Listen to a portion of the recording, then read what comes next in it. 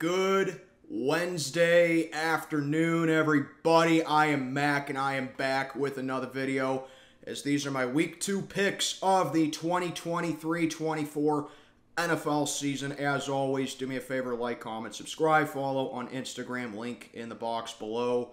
So for those in my tournament, how'd you do for Week 1? Because for me, I did okay. I had a pretty weird week, but then again, weird crap always happens in Week 1, so you never know. But I managed to get out of Week 1 with a 9-7 record. After an 0-3 start to the week, I finished up the week 9-4, and I know 9-7 doesn't look like a dominant record, but actually, compared to previous years for me, this is actually one of my better Week 1s that I've had, so considering I was 0-3 and considering that I got my lock and my upset wrong, but I technically did get points for Thursday's game, even though I took Kansas City. I took Detroit with the points, so that's actually a gain of 3 points with a loss right there. So that's how it goes. So even if you guess your team to win wrong, but you get the opposing team covering correct, you still get points, even though you pick up a loss. So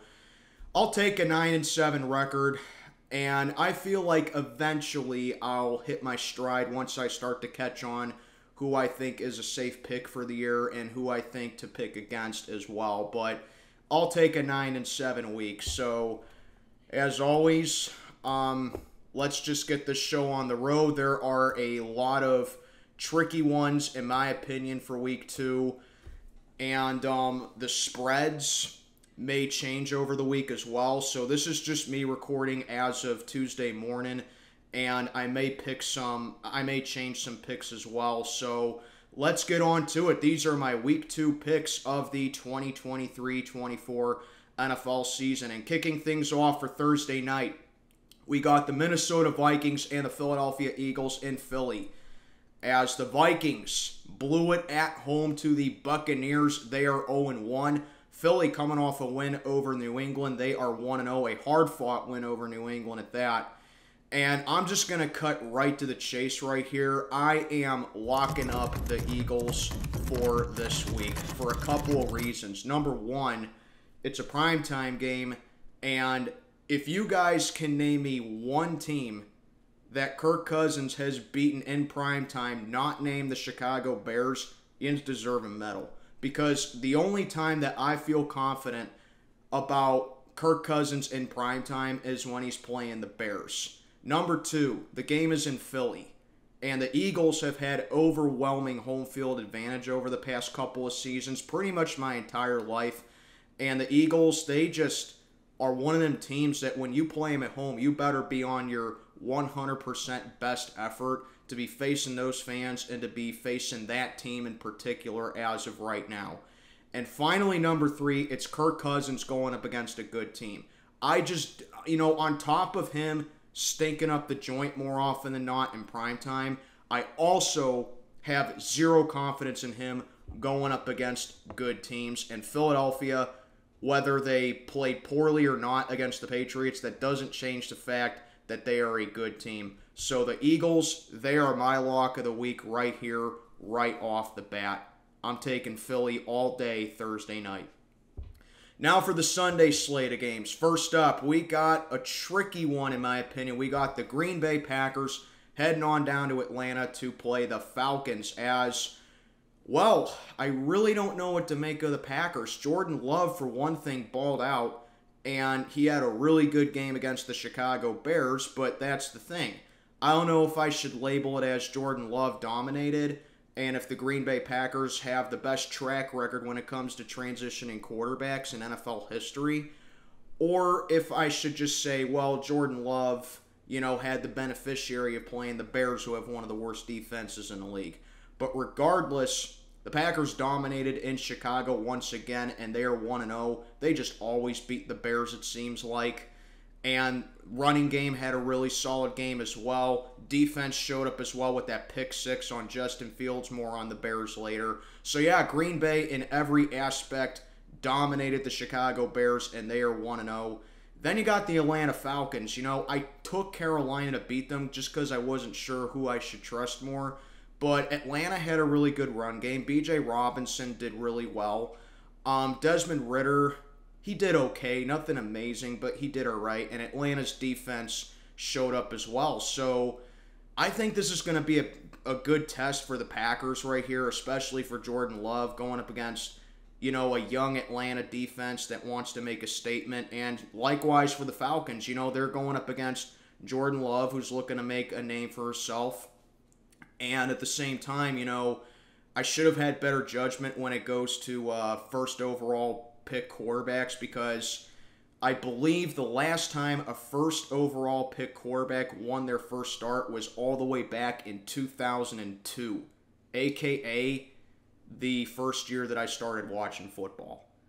And I guess I just should have had better judgment right there. And the track record of, you know, quarterbacks making their first start, they have usually lost in recent years. So again, I should have just had better judgment right there, but I took Carolina just because at the time I felt like I could be high on them and I could trust them a little bit more. So now that the Falcons are going up against a guy who has experience and who's coming off that great game and is coming in with his head held high, I think it can go either way, but I am actually going to lean towards Green Bay in this one. They're favored in this game by 1.5 as I'm recording this video, and I think I'm going to make this my spread of the week as well. I'll take Green Bay, and I'll also take them with the points as well. I think Atlanta's going to give them a good game. I think they're really going to test Green Bay's defense, and likewise, I think the Packers will test Atlanta's defense as well. Let's see what Jordan Love can do now against, you know, a little bit of a better defense. But I think I like Green Bay just a little bit more for this game because I trust their run game more than Atlanta does. And I think that Jordan Love is just going to come in, you know, wanting to make more of a statement. So I like the Packers in this one. Give me Green Bay to win by a touchdown here. 24-17. I'm taking Green Bay, and I got them with the points as well. Next, we got the Las Vegas Raiders and the Buffalo Bills. This one is in Buffalo, as the Raiders are coming off a win against the Denver Broncos once again. As the Raiders, like I said last week, the reason I took them over Denver is it's simple. They just always beat the Broncos. And if there's one team now that I'm fully confident that the Raiders can beat, it is just Denver. But now they're going on the road to Buffalo to play the Bills, who are coming off a devastating loss on Monday night against the New York Jets. A game in which the Bills had a 10-point lead at halftime, I believe, 13-3. And I'm just going to say it, Josh Allen just did not play well. He played terrible, I'll even say. 3 interceptions, 2 fumbles, and I think he lost one of them as well. I don't know the full stat line because I didn't see most of the game because of my work hours. But they lost in overtime. You know, Josh Allen lost them the game, in my opinion. He had an awful drive in overtime, and it just seems like the Bills, they just never fare well in overtime in the Josh Allen era. They punt the ball to the Jets, and the Jets take the punt for a touchdown to win it. And, you know, I took a big gamble taking the Jets last week in week 1, and it paid off well. That was going to make or break my week right there. Now the Bills are coming home playing the Raiders, who just never seem to play well on the road. One thing that I can say for Buffalo fans in this game is that it looks like Josh Allen is starting to shrivel up a little bit against stout defenses, because that Jets defense is really good. You got to give credit to that Jets defense. They got a great defense over there in New York. I don't think Bills fans got to worry about that for this game, because Vegas's defense outside of Max Crosby is just terrible. And Buffalo's favored by 9.5 as I'm recording this video. I'm going to go with the Bills all day for this one to avoid 0-2. I just think Buffalo is too good to start 0-2. But you got to know, guys, this is part of the reason why I was skeptical about saying Buffalo's going to win the East again. Because look at them now. They're 0-1. And as a matter of fact, the Bills, and the Chiefs are all 0-1. And they all lost to teams who did not make the playoffs last year. But this is why I was skeptical about saying Buffalo is going to win the East again. Because The Jets, they got that great defense over there, and they got that amazing run game as well. And depending on what the health of Aaron Rodgers, I'll get to the Jets, more in this video. The Jets, they could find their way into the playoffs this year. And Miami, they made the playoffs last year, and they built off of that team in the offseason, and they got better. Buffalo just kind of remained the same. I mean, look, I'm not saying the Bills are a bad team. Quite the opposite. They're a great team. I just don't know if I can call them a division winner this year, and everyone killed me in the comments. But look at them now. Blew it to the Jets. Josh Allen had a terrible game against the Jets. Are you sure you want to pencil Buffalo in for the AFC's crown again? That's why I said hold off on that. But regardless, I'm going Buffalo to get the job done over the Raiders. They are too good at the end of the day to start 0-2. Vegas, I'm not saying they start 2-0. Next up, this one was close to being my rivalry of the week, but another game takes precedence over it, no matter what I may think about it. But anyway, you got a rematch of the wild card between the Ravens and the Bengals in Cincinnati. Baltimore coming off a 1-0 start. They beat the Texans as expected last Sunday, but it came with a cost as well. I wasn't impressed with the Ravens at all in that game. Lamar did not really look like Lamar did not have a great game. OBJ got hurt once again. And you know who else got hurt for the Ravens? J.K. Dobbins. He's out for the rest of the season, I believe, with a torn Achilles. And they also lost Marcus Williams for a little bit as well. He has a pec problem. So even though the Ravens won, it came once again with a lot of injuries. It just seems like the Ravens can just never catch a break with these injuries. So they're 1-0, but they're literally limping into Cincinnati with that 1-0 record. It seems like Lamar's just going to have to do what he always has to do, which is win the game with his legs and his questionable passing game.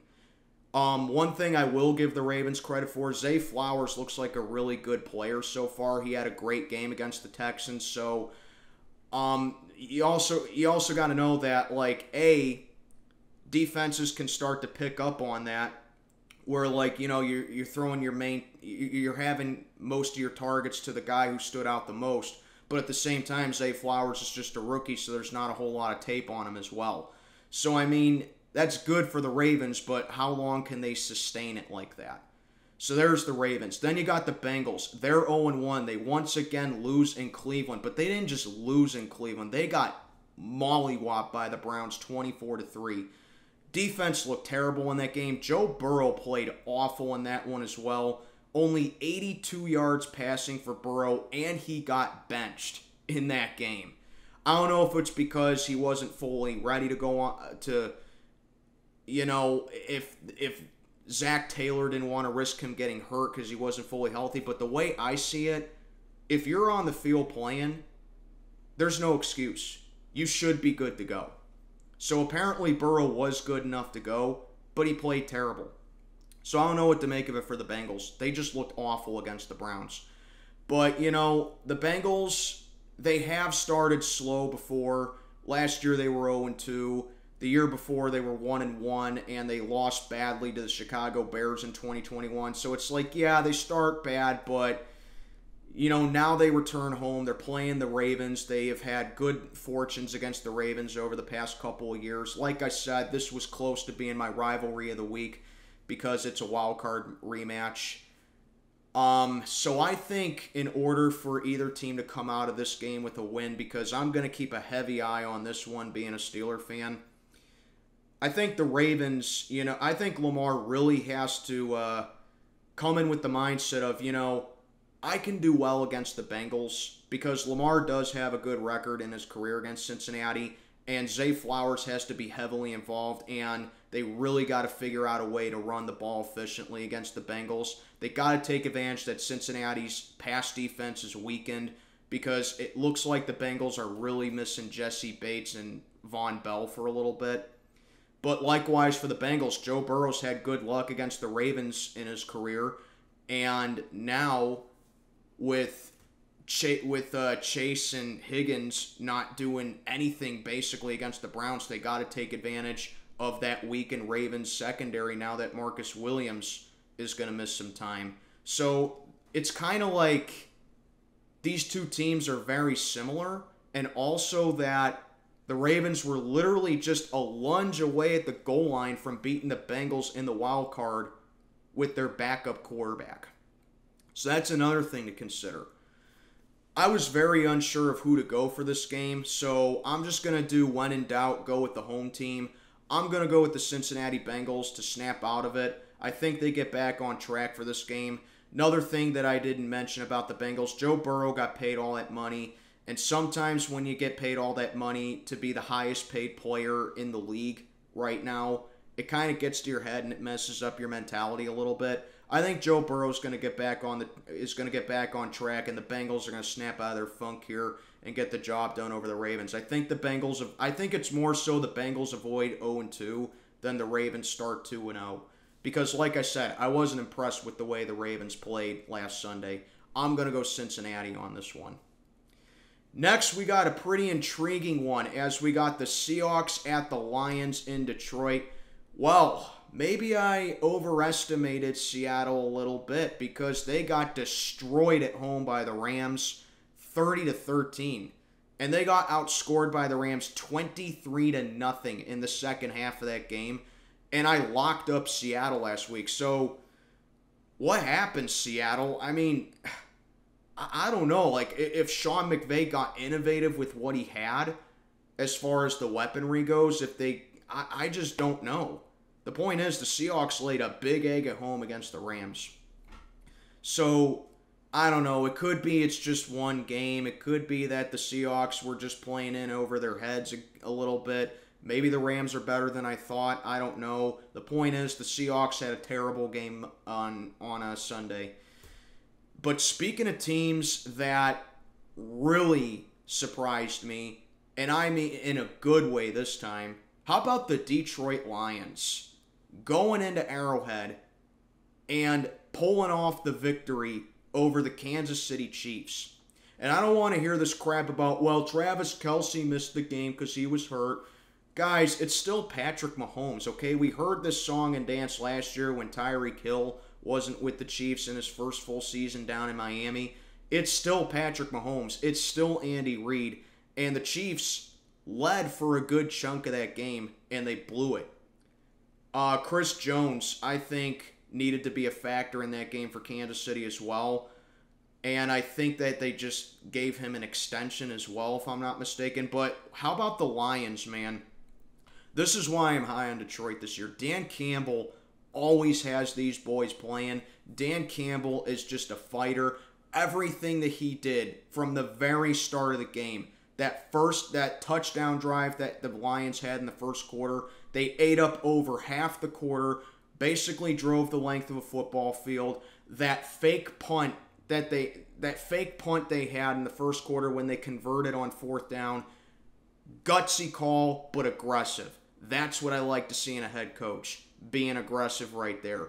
That's how you have to beat a team like Kansas City. Detroit ran the ball so well against the Chiefs last Thursday night, and Jared Goff did very well. They had a pick six on Mahomes as well. That should have been a catch by Kadarius Toney, but Kadarius Toney literally dropped the game for Kansas City. So, yeah, man, the Lions, they went in and they took care of business against Kansas City. And the Lions are showing, hey, they're no fluke. They're 9-2 since that, 1-6, 2-7 start, whatever it was last year. The Lions are playing really well lately. And with Seattle coming in beating up against the Rams in the Lions home opener, Detroit is going to want to win it for their fans. And I think that's what the Lions are going to do. Give me Detroit to start off 2-0. Carry in that momentum from last year and go to 10-2 in their last 12 games. I like the Lions in this one, man. I like the defense they got. I love Dan Campbell's aggression. And I think that they're going to remember that game they had against Seattle last year where they put up a lot of points and lost. But I think Detroit is going to come away with the dub this time. I like the Lions in this one to go to 2-0.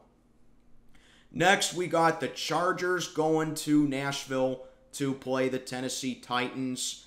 as the Chargers. They had a great game against the Dolphins, but in typical Charger fashion, they couldn't hold on to a lead, and they lose at home. But let's be honest with ourselves, the Chargers just don't have a home because their fans don't give a crap about them. Their home is back in San Diego, where they are absolutely hated by those people right now, man. But, you know, Justin Herbert put on a good game, but the Chargers, I mean, you just can never trust them. That wild card game they had against the Jags last year, that made me lose all trust for the Chargers. But then you got to take a look at who they're playing this week. It's the Tennessee Titans. It's a team that has now lost 8 straight games. And the Titans, Derrick Henry was quiet against the Saints. They still have a quarterback problem, and I can't remember if DeAndre Hopkins made an impact or not. You know, the Titans, they get DeAndre Hopkins. Everyone's like, oh, Tennessee's offense is going to get better. They only scored 15 points against the Saints, and you can chop that down to the Saints having a good defense all you want. Fact of the matter is, Titans just continue to struggle. Like I keep saying about the Chargers, I am not sold on them at all. I am not sold on Justin Herbert. I don't think he's a clutch quarterback. I think he's a good quarterback. I just don't trust him in the grand scheme of things. I think he benefits from playing weak opponents. I don't trust him against good teams. But now the Chargers are going up against a team that is just ice cold since the middle of last season. I think the Chargers come away with this win to avoid 0-2, and Tennessee's misfortunes continue. I think that Derrick Henry will be shut down again by the Chargers' defense. I think that they can stop the run efficiently. I like Joey Bosa making an impact for this game. I like them having to pretty much force their quarterback to beat them in this game. So I just think LA just has more at their disposal this game than Tennessee. Even though Austin Eckler is uncertain from this game, from what I heard, he's dealing with an injury. So maybe pump the brakes a little bit right there. But regardless if Eckler plays in this game or not, I'm going to go with the Chargers to improve to 1-1. And Tennessee's losing streak continues. Give me the Chargers here. Next, we got the Chicago Bears and the Tampa Bay Buccaneers down in Tampa Bay. I'm just going to say it about the Bears. I am not sold on Justin Fields. You know, for a while I was pushing the agenda of give Justin Fields some time and he can really blossom into a good quarterback. But what I saw against the Green Bay Packers was pitiful. Justin Fields has like 3 or 4 plays every game where everyone's like, yeah, this guy can be a top 10 quarterback in the future. But if that's the way that he plays against elite to good defenses, I don't think he's even going to be a top 15 quarterback. The guy, like I said, 3 or 4 plays of looking like a top 10 quarterback, whereas like 80% of the game he doesn't even look like he belongs in the NFL. I'm not sold on Justin Fields. Sorry, Bears fans. We heard this crap with Mitch Trubisky when he was there, but the difference is at least Trubisky had that one fluke year in 2018 with these guys. Justin Fields has nothing. Okay, so it looks like the Ohio State quarterback transition to the NFL actually continues. That's just my take on Justin Fields. At the same time, Chicago's defense is just putrid. It's a work in progress, but it's going to take a long time for them to really get that defense built together.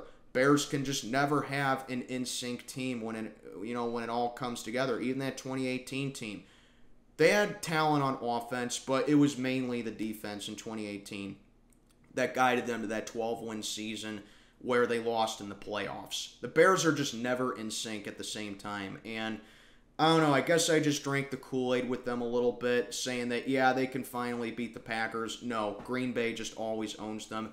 And my final thoughts are, until they actually beat Green Bay, or until they prove to me that they are miles ahead of Green Bay, I'm going to pick Green Bay to beat them every single time. Now for their opponent, the Tampa Bay Buccaneers. Baker Mayfield led a game-winning drive, I believe, against the Minnesota Vikings. Mike Evans finally catches a ball and looks like he can get back to how he used to be with the Buccaneers. That said, it was a good win for the Bucs. I still don't think they're going to be a good team this year. This doesn't change my mind about them. These are two bad teams going at it. The difference is one of these teams came away with a win, and that's why it narrowly avoids being my toilet bowl of the week. So I really don't know what to make of Tampa Bay. On one hand, the Vikings, last year the Vikings won 13 games, okay? They won a lot of games that they should have lost. And I think that's now catching up to them because they blew it in their home opener to the Buccaneers. It just seems like vintage Vikings to me. Vikings don't have it any easier as they go to Philadelphia, as I just said. The Bucs, they still have that gutted core. I still don't think they're going to be a good team this year. Is Baker Mayfield's play good enough to be a serviceable starter? Yes, but is it sustainable enough for his team to be an elite team in the league? No. The point is, I think Baker Mayfield can, take advantage of the fact that the Bears' defense is just terrible, and I think he can guide them to another win. So again, when in doubt, go home team. I'm going to go Tampa Bay on this one to get off to a 2-0 start, but then I really don't foresee Tampa Bay having any other a whole lot of other winnable games down the road. So I'm going to go Tampa Bay on this one to go to 2-0. Next, we got one of the premier matchups this week, in my opinion. We got the Kansas City Chiefs and the Jacksonville Jaguars, another rematch of last year's playoffs in the divisional. We got Master versus Apprentice, Andy Reid versus Doug Peterson. The connection, Doug Peterson was a backup quarterback in Philly under Andy Reid. Years later, he became an assistant for Andy Reid when he was the head coach of the Eagles. Then he became Philly's head coach in 2016, I believe, and he was there for about 5 years. Now he's the head coach for for Jacksonville, and they met in the playoffs last year where the Jags honestly could have beaten the Chiefs. They had a great game against the Chiefs, and they almost beat them. They should have beaten them, in my opinion, but again, it's just a young team that was going up against a bona fide Super Bowl contender. Kansas City off to an 0-1 start. I don't know the status of Travis Kelce. I'm going to have to look more into it. But the Chiefs, they did not look all that great against the Lions. They had a lead against them much throughout the game. That pick six that Mahomes had, thanks in large part to Kadarius Toney, who dropped that game. If Kadarius Toney makes that catch in the fourth quarter, Kansas City's 1-0, plain and simple. So Kadarius Toney lost that game for Kansas City, but Mahomes at the same time, while he did what he could do to keep Kansas City alive in that game for as much as possible, I just don't think it's going to rely heavily on him being both the lead passer and the lead rusher for Kansas City while Travis Kelce is out with an injury for the foreseeable, until further notice is what I'm trying to say. So it looks like the Chiefs, while they're still good and, they're still great and, we obviously still shouldn't sleep on them, it kind of seems like they're a little more vulnerable. This is probably the most vulnerable that I've seen the Chiefs in the Patrick Mahomes era. But, man, I got to tell you, the Jags, they got a tough defense down there in Duval County. Trevor Lawrence was able to overcome, some mistakes against the Colts, and the Jags rallied to beat the Colts. Now, granted, Indianapolis just really isn't a good team as well, but still, Trevor Lawrence is really upping up his game, and he is evolving more and more each week. I really see Trevor Lawrence having a great future. So, what to make for this one? I think it's going to come down to defense as well. I really don't see a whole lot of points being put on the board for this one. I know a lot of people are saying, well, this is going to be a high-scoring shootout. Honestly, I disagree. I think, the winner of this game is going to get somewhere in the 23 to 27 point range. Loser gets maybe 17 to 20 points. Basically, my over-under for this game is about 47 points. I'm not much of an over-under type of guy, but I think we're looking at like a 27-20 game at most. At worst, at the very least, I think it's maybe one of those 23-21 type of games. I just don't see a whole lot of offense being put on the board because, like I said, Doug Peterson knows Andy Reid. And likewise, Andy Reid knows Doug Peterson. So, get ready for this, guys. I'm going upset on this one. That's right. I, for one hand, can't see Kansas City starting 0-2. But, like I said, this is probably the most vulnerable that I have seen the Chiefs in the Patrick Mahomes era. And just the fact that Doug Peterson knows how Andy Reid operates, and they almost beat Kansas City in the playoffs last year. They have film from that game.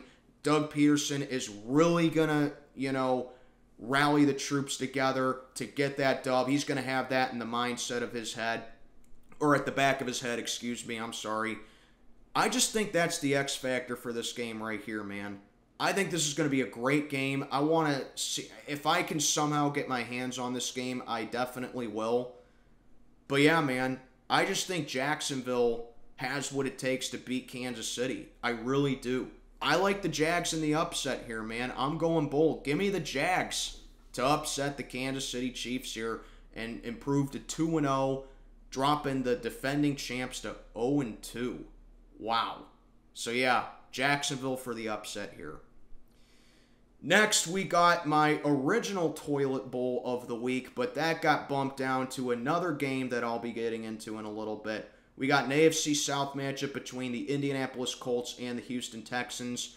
Colts blew it at home to the Jags, and they are 0-1. Anthony Richardson, he looked good. He got his first career touchdown, I believe. So, I'm not going to go too hard. It's a battle of two rookie quarterbacks now that I think about it. You got Anthony Richardson going up against C.J. Stroud. C.J. Stroud looked okay. I'm not holding that against him. Same thing with Bryce Young. So, I'm just giving these guys the benefit of the doubt, okay? I expect them to look like rookies. And these two rookies did okay. I mean, they didn't do anything great. They didn't do anything terrible. They just, they looked the part as rookies, as far as rookies go. That's what I'm trying to say. But the Colts, it looks like that gimmicky offense where it's going to be running back by committee, and if Anthony Richardson is just going to use his legs and they're going to have the carries in the backfield, which something that I forgot to mention in my Week 1 picks, that now that I think about it, that drama with Jonathan Taylor, where he's going to miss probably a quarter of the season, that's going to hurt for the Colts. I can't say I can call Jonathan Taylor a superstar, but he is definitely an important part of that Colts team. And with pretty much having your rookie quarterback to rely on that, running back by committee type of offense all on his own while still having to be the quarterback, you're just dooming him for the first part of the season. So that's the thing with the Colts. Houston, yeah, I mean, they lost to the Ravens. That was expected, though. But the Texans, they got some playmakers on that defense. They got some nice speed on the defense. I don't think the Texans are going to be as bad as people say. I think at worst you're looking at maybe a 12-loss season. But overall, the Texans are making some kind of strides moving forward. And I think the defense can, really take advantage of a struggling Colts offense right here. And that's why I'm actually going to roll with the Texans for this one. I honestly think Indy is the worst team in this division right now. Houston's not good either, but at least they have some kind of momentum in this game. I think C.J. Stroud, all he has to do is just minimize the negativity, and I think he just has to be, a game manager type of game for a quarterback for this game. And I think Houston can come away with the win because we know that they can make plays on defense. We know that they can, outmaneuver the Colts at their own game as far as the run game goes here. And Indianapolis is missing that, the most important part of their team in Jonathan Taylor to complement Anthony Richardson. So I am going to go with the Texans, actually, to improve to 1-1, drop Indy to 0-2. Later Sunday games. First at bat, we got the 49ers at the Rams in Los Angeles. Well, we all know the story with the 49ers. They came into Heinz Field last Sunday, and they absolutely, as Mike Tomlin said, kicked us in the teeth. But they did more than just that. They body bagged us all game. From the very moment they took the field, they ran the ball right down our throats. Brock Purdy, didn't light the world on fire, but he definitely did well enough to win. And the defense just, wow. Defense, I mean, did their part as well. 2 interceptions on Kenny Pickett. Should have been 3, but it was Fred Warner that dropped the third one, in my opinion, because Kenny Pickett threw it right to him and he dropped it. Either that or Fred Warner beat the coverage. The point is, Kenny Pickett should have had 3 picks in that game. Got to Kenny Pickett a couple of times. Nick Bosa is a stud. Greenlaw up on that front is just a lethal combo. The point is, it looks, CMC completely gashed us all day. He had a 65-yard touchdown run to start the second half pretty much. 49ers had 188 total yards on the ground against us. Bottom line, 49ers looked like they picked up right where they left off as far as the regular season goes, and Brock Purdy looks more than well enough to be the starting quarterback all season. Basically, if Brock Purdy can just manage the game well enough until I think he's 100% good to go. The only people that know if he's 100% good to go are himself, the coaching staff, the Niners medical staff, and 49er fans. Those are the only people in the country that know if Brock Purdy's 100% good to go. But I think that he can manage the game well enough while the 49ers just continue to punch the ball right down every opponent's face, and that's going to be the majority of how they win games. The Rams, I said earlier, dominated the Seahawks in Seattle. They're 1-0. So I really don't know if that's just a product of Seattle being, if it's me overestimating the Seahawks, or if the Rams are just better than I thought. I don't know. But here's your factor. 49ers defense is just the X factor right here, man. The 49ers, they are a terrible matchup for 2 teams in particular. The Dallas Cowboys and the Los Angeles Rams. Okay? The 49ers always beat the Rams. Over the past 5 seasons, the Niners have won 9 out of 10 against these guys. Shanahan always has a mental block in Sean McVay's head that just always keeps him from being at his best against the 49ers. Even when the Rams won the Super Bowl a couple years ago, the 49ers swept the regular season series against the Rams. The only time the Rams came away with a win against San Francisco since 2019 was the NFC Championship, and it was because San Francisco choked it away. Okay? The bottom line is the 49ers always beat these guys. And until the Rams just get over their kryptonite, and until they just find a way to be able to silence the 49ers, I just think that trend continues. I think the 49ers are just top to bottom a better team than the Rams are. I think this is a Super Bowl team still going up against one of the worst teams in the league, because I still think the Rams are going to be a bad team. Maybe they won't be terrible. Maybe they won't be bottom 5, but I still don't think it's going to be a good year for LA. I think Sean McVay has to definitely be more innovative in this game, but even at that, Shanahan just does better at that. The point is, Shanahan over McVay at this point. I like the 49ers to go to 2-0. Alrighty, this is my toilet bowl of the week. We got the New York Giants at the Arizona Cardinals down in the desert. What the hell happened, Giants? I was high on you guys this year. I mean, I know it was only 1 game. But if that's the way the Giants are going to play against good teams, I don't think they can be a playoff team. I mean, sure, the Cowboys may still be better than the Giants, and I expected Dallas to win, and I did pick the Cowboys to beat the Giants last week, okay? But I thought the Giants would at least keep it competitive. They did anything but. They had that one good drive in the first quarter where they're feeling good vibes, but then everything just fell apart. Penalties, the block kick, the turnovers, Daniel Jones getting sacked 1,000,000 times. The offensive line can't block anyone on Facebook. Man, the Giants were just miserable Sunday. Steeler fans, if you want any positives about Sunday, it's that, hey, at least we didn't lose as bad as the Giants did. They got shut out on national TV 40-0. I'm not even a Giants fan, and I was embarrassed for them. That was a terrible game the Giants had on Sunday night. But again, it's only 1 game. It's only 1 loss. It only counts as 1 loss.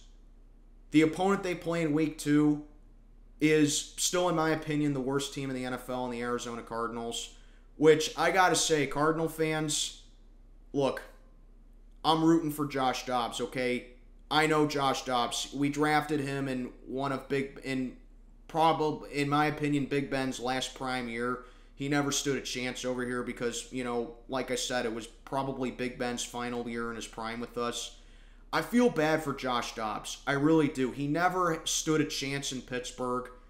Then he goes to Cleveland. Then he goes back to us. Then I think he was with the Jags for a little bit. And now he's going to be forced to be your starter for at least the majority of the season while you're pretty much tanking to get Caleb Williams. Josh Dobbs deserves way better than this, man. He don't deserve this crap. So, I'll always root for my former Steelers to do well, unless it's a guy that I have bad memories with. But yeah, man, Cardinal fans, just know I'm rooting for Josh Dobbs to do well. But I'm telling you right now, he's just not going to be your guy, to start every single game of the year, and he's not going to be a world beater. I can just tell you that right now. So, he could have done it against Washington. I mean, the Cardinals were in that game for a long time against Washington, so it's like maybe Josh Dobbs can have some kind of potential to him, but overall, you're looking at a guy who's just not sustainable enough to be a starter at the very least right now. I don't know all about Josh Dobbs. Maybe he just needs more time and more experience and a fair shot. I don't know. The point is, I just don't think it's sustainable because whether or not Kyler Murray can come back and he can get back to how he was in 2021 is up to him. Point is, Cardinals, you're better off just tanking for Caleb Williams. So the Cardinals are just not a good team. The Giants, to say they had a bad night against the Cowboys is just a massive understatement.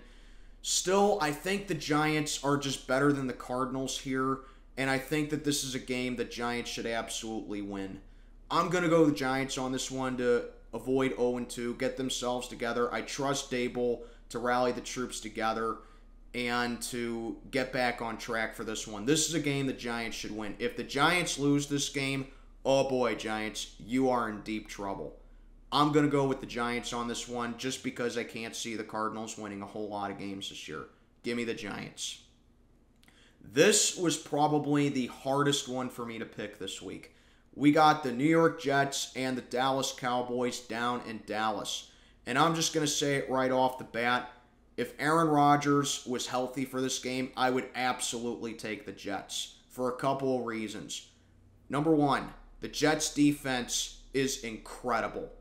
That Jets defense has my respect. They got a great defense. They were down 13-3 to Buffalo at halftime. They rallied to hold the Bills to just a field goal in the second half, which they got in the final moments of regulation, and they barely hit the field goal at that. Okay? 3 interceptions on Josh Allen. 2 fumbles, 1 of them recovered. And they play great man defense as well. Robert Saleh has this Jets team fighting. And Dak Prescott against good defenses never struck me as a clutch quarterback. So I think that's reason number 1. And finally, the second and most important reason, in my opinion, Aaron Rodgers never loses to the Dallas Cowboys. I can only name like one time in Rodgers' entire career where he lost to the Cowboys, and that was 2016. Okay? But Aaron Rodgers is going to miss a lot of time because he has what appears to be a ruptured Achilles. That's going to take some time to recover from. So, if those two things go hand in hand, I would absolutely take the Jets here. But now Aaron Rodgers is out of the equation, where they're pretty much going to have Zach Wilson being back to being the starter, and they're going to have Breece Hall continue to just be the meat of the offense, which sounds good. I mean, the Jets running game had a solid game against the Bills on Monday night, but if you're relying on that to be your entire offense while Aaron Rodgers is out, you're becoming one-dimensional. And Dallas's defense is strong enough to be able to contain that, and maintain that, I'm sorry. They're strong enough to be able to maintain that, and they're strong enough to be able to stop it. And again, like, this is a matchup where I just don't see a lot of points being put on. I think this is going to be a defensive matchup. I think that we're looking at maybe a 17-14 type of game. There's a part of me that still thinks the Jets can win this game simply because of their defense and simply because of the run game, which may cause some problems for the Cowboys. But still, the Cowboys, they have shown they can stop the run unless it's, against a double threat, which is why I said the 49ers are just a terrible matchup for the Cowboys. But the difference is the 49ers are more defined on their offense than the Jets are. Way more defined, if I'm being honest with you. Another thing I got to mention, Garrett Wilson had an amazing catch last night. That was just, wow, unbelievable catch right there. But even then, I think the Cowboys can minimize the negativity as far as stuff like that goes. So, very tricky one, but I think I am going to roll with the Dallas Cowboys to get the job done here to improve to 2-0. I think Dallas's defense is going to step up in this one. I think that now they're like, oh, we don't have to go up against Aaron Rodgers now. Now we can just, game plan because we know the Jets are just going to run the ball against us, and we're gonna make Zach Wilson beat us, pretty much. So for that reason, I'm going to go with the Dallas Cowboys to improve to 2-0. Sorry, Jets, I want to take you, but I just don't see it going up against a stronger defense than the Cowboys. I'm going to go up and take the Dallas Cowboys here. Another cringeworthy matchup here. We got the Washington Commanders and the Denver Broncos. This one is in Denver. Commanders coming off a very unearned, well, maybe not unearned, but they're coming off a sloppy dub against the the Arizona Cardinals, who are the worst team in the league, in my opinion. Sam Howell, I'll give him credit. He did well enough for Washington to win, so I really don't know if that's a product of just Arizona being bad, or maybe Sam Howell can be the guy moving forward for them. I don't know. But Washington got a sloppy win against the worst team in the league. So there's that for Washington. Then you got the Broncos. They choked it once again to the Raiders, a team that they just cannot beat for whatever reason. So, again, I don't know what to make it about.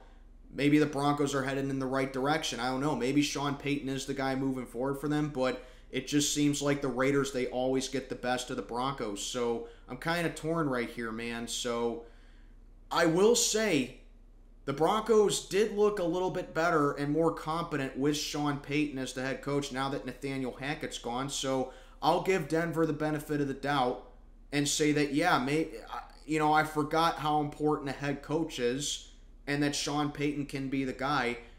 And I just don't trust Washington all that much just because they had a sloppy game against Arizona. I said from the beginning in my predictions video that Washington is the weakest team in the NFC East, and I'm sticking with that. So I am actually going to go with the Denver Broncos here just because they're the home team, just because, when in doubt, go home team. It's another one of those picks for me. I'm going to go with the Denver Broncos to improve to 1-1 and Washington to fall to 1-1. Hey, if Washington can almost lose to Arizona, they can lose to Denver. I'm going to go Broncos on this one. Sunday Night Football. I have no clue why this is a Sunday night game, but whatever. We got the Miami Dolphins and the New England Patriots in Foxborough. As the Dolphins, a thrilling win against the Chargers. Tua Tagovailoa doing what he does best, which is just light up the score sheet. The receivers for the Dolphins performed as advertised. That said, defense, I can give their defense a pass because the Chargers have a high-scoring offense. So the Dolphins, they got the job done over the Chargers, and they are 1-0. Patriots, I'll give New England credit. They fought hard against Philly. It came down to pretty much a ruling on the field of a completed pass, even though he was clearly out of bounds. Patriots are 0-1. Mac Jones, I think the difference in that game was just the pick six. Other than that, if Mac Jones doesn't throw that pick six, which it was just a good play on Philly's part, Patriots could have won that game. But, yeah, New England's sitting at 0-1, and they're going up against another kryptonite in the Tua Tagovailoa. Tua Tagovailoa, I believe, has never lost to the Patriots. At least in the post-Brady era. I don't know if he's ever lost to New England in the No, because he was drafted in 2020, I believe. So yeah, I don't think Tua has ever lost to the Patriots. So yeah, another kryptonite. The Patriots can't beat the Bills, and now they can't beat Tua Tagovailoa. So I'm telling you this right now, Patriot fans. If you can give Philly a run for their money, you can hang in there with Philly. You can maybe hang in there with Miami for a chunk of the game, but at the end of the night, I just think that the Dolphins are gonna run away with it late in the game, and they're gonna start to click on offense. They're gonna figure out the Patriots' defense, and the Dolphins are gonna get out of here with a win. I like Miami in this game. They have a way better offense than New England does. Miami's defense, like I said, I can give it a pass because they played the Chargers, but the Patriots, they just don't have that high scoring, high flying offense like they did in the Brady era, and like the Chargers do over there in LA. The Patriots defense may keep them in this game, but like I said, they got to be really physical here in this one. Belichick, yes, he does take away every team's strength, but he can only do that for a certain amount of time in the game. And like I said, Tua Tagovailoa, he's just another kryptonite for the Patriots right now. I'm going to go with the Miami Dolphins to get the job done over the Patriots. Then we got not one, but two Monday Night Football games, which I am not a fan of, to be honest. We got the Saints and the Panthers first at bat in Carolina. The Saints are 1-0. They win a defensive game over the Titans. Derek Carr had a pretty solid game, in my opinion. Chris Olave went off. 112 receiving yards on 8 catches for him. The Saints looks like they're heading in the right direction. They are 1-0, and the Panthers are 0-1. You know, there's a part of me that still thinks the Panthers can salvage the season, but Bryce Young, you know, he played well, but now he's going to have to go up against a much tougher defense in the Saints. Throwing a rookie in the fire like that against a stout defense never ends well, in my opinion. On the other hand, Derek Carr, he's kind of like Kirk Cousins a little bit to me. I don't think he's really all that good in primetime, and he benefits from playing weak opponents too. So for that reason, I am going to go with the Saints in this one, because the Panthers, you know, like I said, Bryce Young against a good pass rush like that and against a strong defense in general, again, just never ends well. I'm going to go with the Saints to improve to 2-0. And finally, I am so glad this game is the last one, because I'm 52 minutes in and I want to get everything off my chest before I get into my preview. We got my matchup, the Cleveland Browns and the Pittsburgh Steelers. And yes, this is my rivalry of the week still. Even though we got destroyed at home, even though it's, you know, whatever, it's still my rivalry of the week. I was close to making Ravens-Bengals my rivalry of the week, but two things. Yes, Ravens-Bengals is a wild card rematch, but also Browns-Steelers is a wild card rematch as well. It's a playoff rematch in general as well. Browns and Steelers have played each other 3 times in the playoffs. It's the oldest played rivalry in the AFC, and just in general, primetime games take precedence over regular Sunday games. That's why this is still my rivalry of the week. So Browns and the Steelers. To keep it at a minimum, the Cleveland Browns dominated on Sunday. Deshaun Watson played really well against the Bengals defense. He had a rushing touchdown. Browns defense was just all over the field against Cincinnati's O-line. They made life miserable for Joe Burrow, and the Browns are 1-0, feeling good about themselves. Me living in the outskirts of Cleveland right now, I can definitely say the vibes are good in Cleveland, and I hate to see it, man. But yeah, the Browns, they did what they needed to do. Jim Schwartz, really good defensive coordinator for him. And, you know, it's looking like a great hire for the Browns right now. Back-to-back 1-0 starts for the Browns since the early to mid-90s, I believe. It's been that long for the Browns. So, yeah, Browns are feeling good about themselves, and they should, going into Pittsburgh to play my team, who got absolutely wrecked by the 49ers. Look, guys, I know a lot of people are saying it's just week 1 and the 49ers are a Super Bowl contender. Both those things are true, okay? I know it's week 1 in a very long season We played already, in my opinion, the hardest game on the schedule. The hardest game on the schedule is over and done with. We can move on to the rest of the season now. And I know that we always beat the Browns in Pittsburgh in the regular season. We're 46-7 against the Browns in Pittsburgh since the 70s. I understand that. But this 0-1 start just has a different feel to it. You know, what I saw Sunday was just dreadful. The same play calls on offense. Kenny Pickett, as I said, looked more like a rookie Sunday than he did all of last year. Throwing into traffic, missing open guys, taking unnecessary sacks. He did anything but minimize the negativity. He threw 2 picks. You can argue one of them was on him. I argue both of them are on him. Okay? Because yes, it was tipped and picked, but Kenny Pickett still threw it into coverage. Should not have made that throw. And then he threw it right to Tre'Davious Ward as well. Okay? Ready to make a play on it. Should have had a third one, but Fred Warner dropped it. I like Kenny Pickett, okay? I like Kenny Pickett. I want to believe he can still be the guy for us, okay? I want to. But here's the thing. I am not holding his hand anymore. He's a second-year starter. He had more than enough experience last year to build experience. He needs to do better, okay? He did not have a good game Sunday. And it's not hard to admit either. It really isn't, okay? If my quarterback plays bad, I'm going to say he played bad. I'm sorry. That's just... No, actually, I'm not sorry. That's just what I'm saying. I am both objective and subjective when it comes to my team. And Kenny Pickett did not play well. He has to do better. I'm sorry. That's just how it is. Running game, dreadful. 9 total carries on offense. And again, you can chop it down to offensive play calling all you want. Which, yes, I don't disagree with you. Matt Canada is a terrible offensive play caller. But every problem that we have with the zone defense, missing assignments, getting burned, leaving guys wide open, everything goes around to Mike Tomlin. And he came in with, a winning record all time when the Steelers are underdogs. And he's never had a losing season. You can't keep living off of that. He's never had a losing regular season. I know, but here's the thing. Steelers were 11-0 to begin 2020.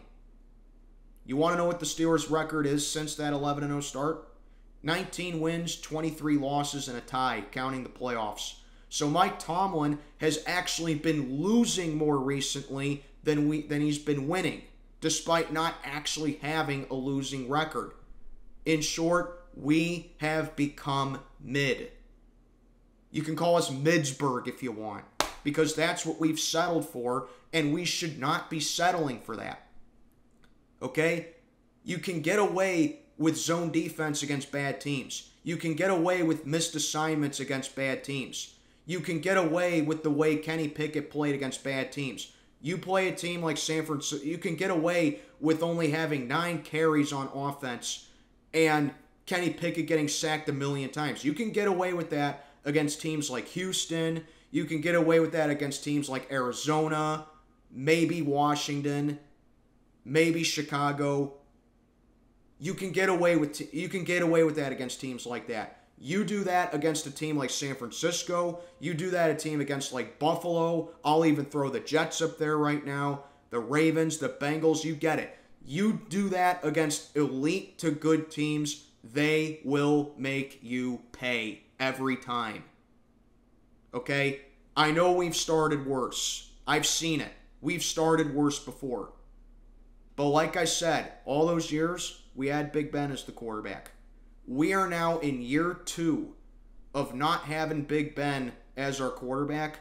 And we are now, in my opinion, year 5 of not having prime Big Ben. If we had one of those things, at least one of those things, I'd be like, yeah, we're 0-1, but we can get it together. We're 0-1 now with Kenny Pickett, who's coming off a terrible game. In my opinion, the worst game of his young career so far.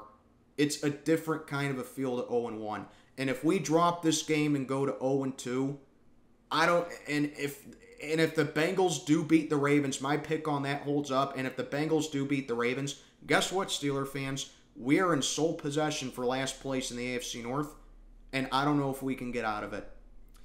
So I know what you guys are thinking. Oh, Mac, you wouldn't pick your team to drop to 0-2. You wouldn't pick the Steelers, to lose at home to the Browns. Well, guess what? Yes, I would, and I am. Until this team gets it together for real and they make some kind of improvement, not just with the offseason, because that game opened my eyes about two things.